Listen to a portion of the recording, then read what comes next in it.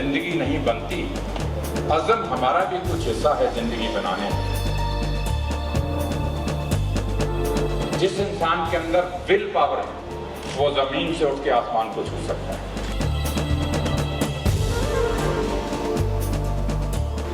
अगर आज मिल्खा सिंह की इज्जत है दुनिया भर में, तो ये क्रेडिट जो है आर्मी को जाता है।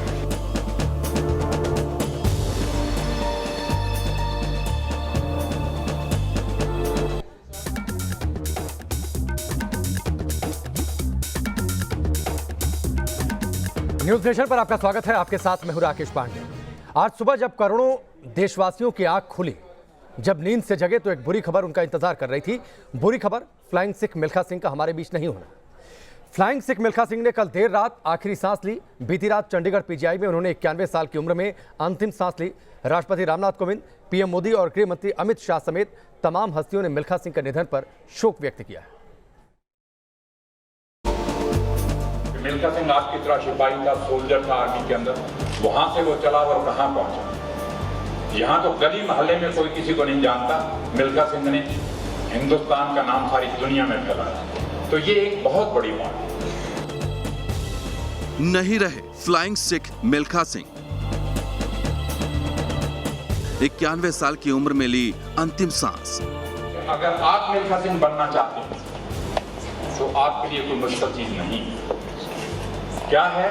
विल पावर और हार्ड वर्क। हिंदुस्तान की आन बान शान रहे उड़न सिख मिल्खा सिंह ने दुनिया को अलविदा कह दिया। 91 साल के मिल्खा सिंह कोरोना संक्रमित थे। शुक्रवार रात तबीयत बिगड़ने के बाद उन्हें चंडीगढ़ पीजीआई के आईसीयू में भर्ती कराया गया, लेकिन रात करीब 11:30 बजे फ्लाइंग सिख हमेशा के लिए दुनिया छोड़ गए। मिल्खा सिंह का जन्म 20 नवंबर 1929 को अविभाजित पंजाब के गोविंदपुरा में हुआ था। शुरुआती दिनों से ही मिल्खा सिंह का दौड़ के लिए जुनून था। वो घर से स्कूल के बीच 10 किलोमीटर की दूरी दौड़कर पूरी करते थे। 10 किलोमीटर हम जाते थे और 10 किलोमीटर ही स्कूल से वापस आते थे। रास्ते में नदी भी बढ़ती थी। तो उस टाइम जो था, जीवन इस तरह का था कि जीवन को बनाने के लिए आपको बहुत कुछ करना पड़ता है। सेना में भर्ती होने के बाद मिल्खा सिंह का एथलेटिक्स करियर ऊंचाई की ओर बढ़ने लगा और देखते ही देखते मिल्खा ओलंपियन बन गए। रोम ओलंपिक में 400 मीटर की रेस में चौथे स्थान पर वो रहे। सेकंड के 100वें हिस्से से कांस्य पदक जीतने से चूके। ओलंपिक कीर्तिमान भी तोड़ते हुए 45.73 सेकंड में दौड़ पूरी की। 400 मीटर की रेस में उनका रिकॉर्ड 40 साल तक कायम रहा। इसके अलावा मिल्खा सिंह ने एशियाई खेलों और नेशनल गेम्स में भी शानदार प्रदर्शन किया। कि 100 मीटर क्या होता है, 200 क्या होता है, 400 क्या होती है, शॉट पुट क्या होता है, टाइमिंग क्या होते हैं, इस चीज के बारे में मिल्खा सिंह को कुछ भी मालूम नहीं। तो ये जो सारी चीज, इसका क्रेडिट मैं हमेशा आर्मी को देता हूँ। एशियाड खेलों में मिल्खा ने 4 गोल्ड मेडल जीते। 1959 में उन्हें पद्मश्री से सम्मानित किया गया। 2001 में उन्हें अर्जुन अवार्ड मिला। साल 1960 में मिल्खा सिंह ने पाकिस्तान में आयोजित इंटरनेशनल एथलीट कंपटीशन में भी हिस्सा लिया था, जहां उन्होंने पाकिस्तान में उस वक्त के मशहूर स्प्रिंटर अब्दुल खालिक को 400 मीटर दौड़ में हराया था। तब स्टेडियम में मौजूद पाकिस्तान के तत्कालीन राष्ट्रपति अयूब खान ने मिल्खा सिंह को फ्लाइंग सिख का नाम दिया था। सालों तक मिल्खा सिंह दुनिया भर में भारतीय खेलों के एम्बेसडर के तौर पर जाने जाते रहे। खेलों में उनका योगदान हमेशा याद रखा जाएगा। आज भले ही फ्लाइंग सिख हमारे बीच न हो, मैदान में उनके सुनहरे पल हमेशा उन्हें फैंस के दिलों में जिंदा रखेंगे। आप मिल्खा सिंह बनना चाहते हैं तो आपके लिए कोई मुश्किल चीज नहीं। क्या है? विल पावर और hard work. Team news nation. जिंदा दिली से भरा एक जीवननामा खामोश हो चुका है और जब भी मिल्खा सिंह को लोग सुनते थे, उनकी जिंदा दिली उनकी बातों से दिखाई देती थी, समझ में आती थी। खेल मंत्री किरण रिजिजू ने मिल्खा सिंह के निधन पर दुख जताया है। खेल मंत्री ने कहा कि मैं वादा करता हूं कि मिल्खा सिंह जी की अंतिम इच्छा को जरूर पूरा करेंगे। सुनिए।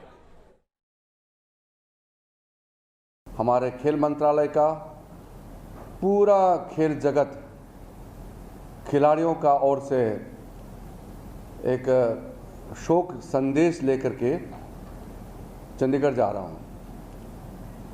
मिल्खा सिंह जी एक सिंपल एथलीट ही नहीं, एक महान खिलाड़ी नहीं, बल्कि देश का एक मिसाल है।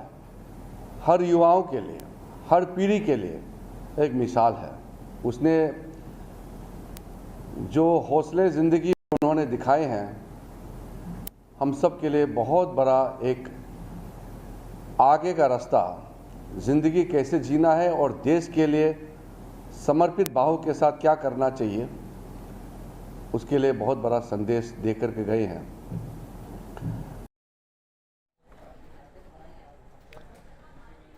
आगे बढ़ते हैं। दो मेहमान हमारे साथ जुड़ चुके हैं, उनका परिचय आपसे करवाते हैं। युवराज सिंह के पिता और मिल्खा सिंह के काफ़ी करीबी रहे, वो हमारे साथ जुड़ चुके हैं। Doctor Sunita Godara, Asian gold medallist हैं, वो भी हमारे साथ जुड़ चुकी हैं।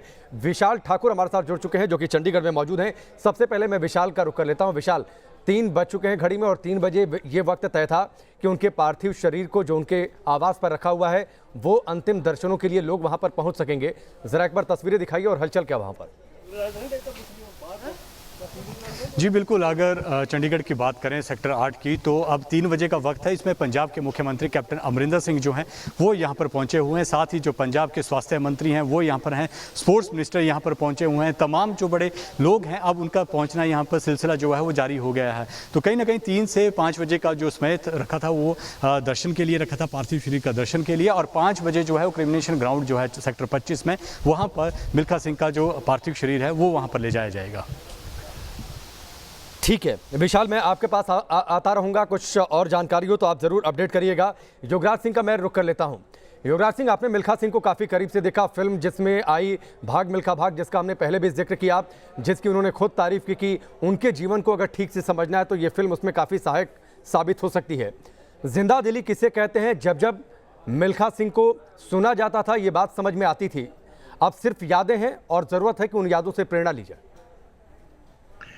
मुझे याद है, मैं जब सेंट जॉन स्कूल में पढ़ता था तो हम लेक पे भागने जाया करते थे और कपिल देव और हम दोनों वहां जाके मेहनत किया करते थे। तो वो अक्सर वहां पे चंडीगढ़ की जो लेक है वहां पे वो दौड़ लगाने आते थे और बड़ी जोर से बोलते थे, और शाबाश मुंडियो, हिंदुस्तान के लिए खेलना है।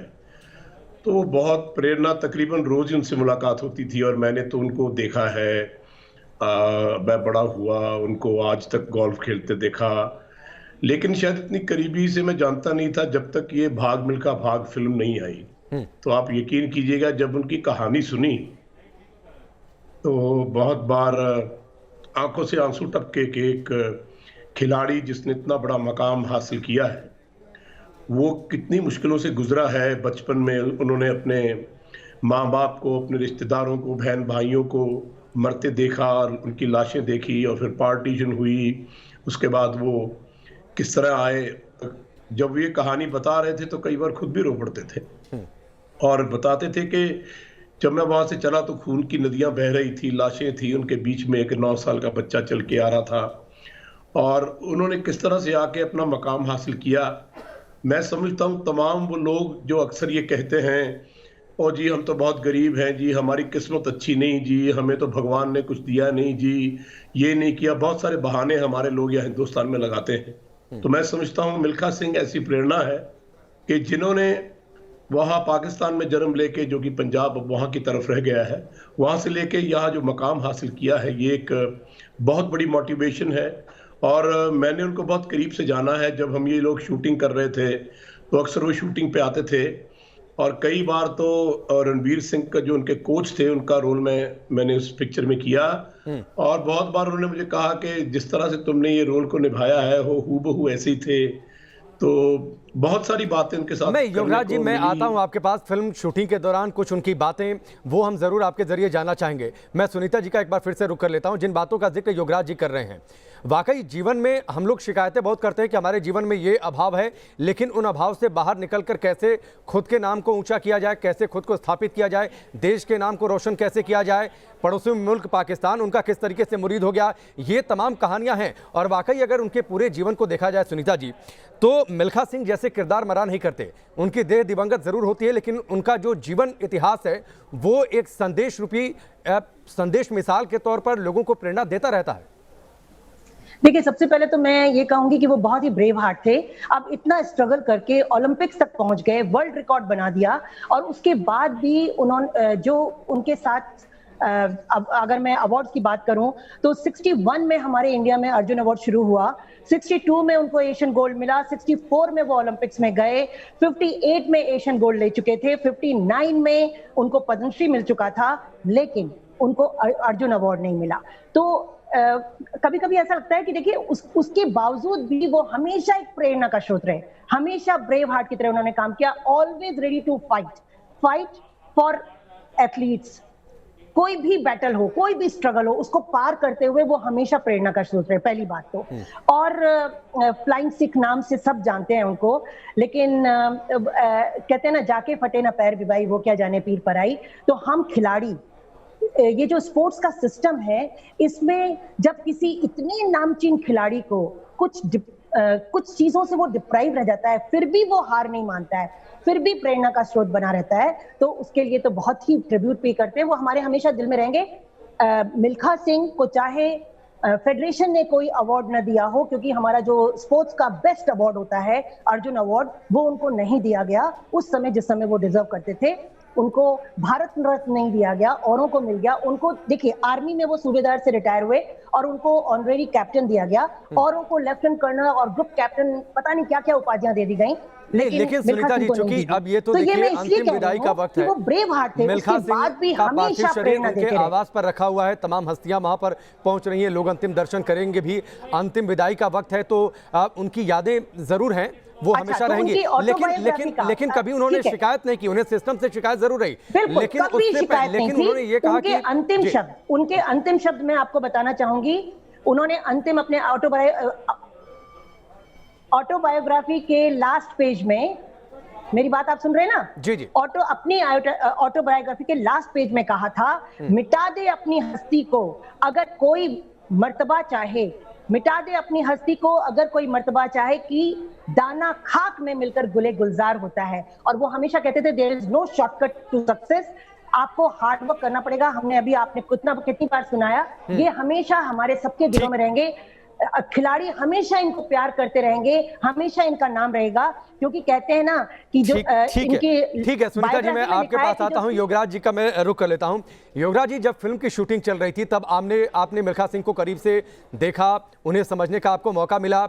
फिटनेस को लेकर वो काफ़ी सतर्क रहते थे। आप थोड़ी देर पहले जिक्र कर रहे थे कि वो रनिंग करने आते थे, कहते थे कि आप लोग इंडिया खेलेंगे, आप लोग इस तरीके से आगे बढ़ते रहिए, भूख से कम खाना है, किस तरीके से दौड़ते रहना है, फिटनेस का उनका अपना एक अलग मंत्र था। मैं चाहूँगा शूटिंग के दौरान किस तरीके का इंटरेक्शन होता था, कुछ यादें आप ज़रूर शेयर करिए। आपको याद होगा कि उनका कैरेक्टर फरहान अख्तर जी ने प्ले किया और बहुत बाखूबी प्ले किया। उनके जो कोच थे रणबीर सिंह, जिसका किरदार मैंने प्ले किया था उस पिक्चर में, तो मैं उनके बारे में उनसे जानना चाह रहा था। तो मैंने पूछा सर कि वो कैसे थे, ताकि उस कैरेक्टर को मैं अपने जहन में डाल के चलूं। तो मुझे कहने लगे जैसे तुम हो वैसे वो थे। तो मैंने कहा सर मुझे बात समझ में नहीं। कहते मैंने तुम्हें देखा है जैसे तुमने युवराज को ट्रेन किया है और बहुत सारे खिलाड़ियों को डीएवी कॉलेज, सेक्टर 16, सेक्टर 8 में ट्रेन करते, मैं तुम्हें वॉच करता रहा हूँ। उनका स्वभाव और उनकी बातचीत बिल्कुल तुम्हारे जैसी थी, और तुम अगर खुद अपने आप को प्ले करोगे तो रणबीर सिंह ऑटोमेटिकली प्ले हो जाएगा।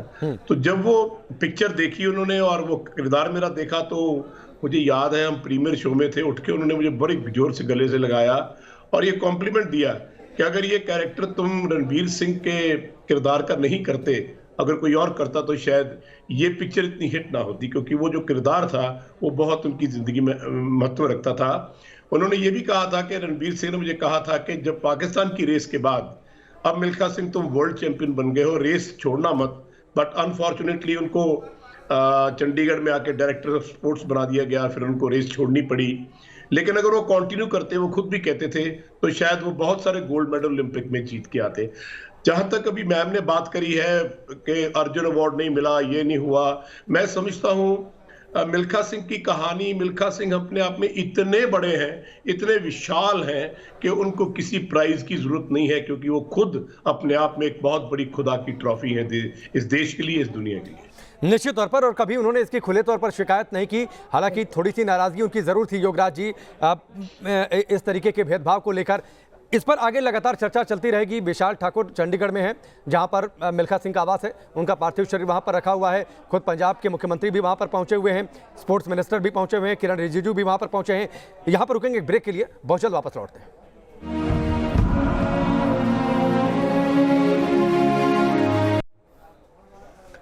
ब्रेक के बाद चलिए आगे बढ़ते हैं, सीधे विशाल का रुख करते हैं। चंडीगढ़ में मिल्खा सिंह के आवास के बाहर मौजूद हैं विशाल। आपने थोड़ी देर पहले जिक्र किया, पंजाब के मुख्यमंत्री पहुंचे हैं, खेल मंत्री पहुंचे हुए हैं, और कौन कौन वहां पर पहुंच सकता है, आगे के कार्यक्रम को लेकर क्या जानकारी, कितनी देर में उनके पार्थिव शरीर को अंतिम यात्रा के लिए वहां से निकाला जाएगा, अंतिम संस्कार के लिए?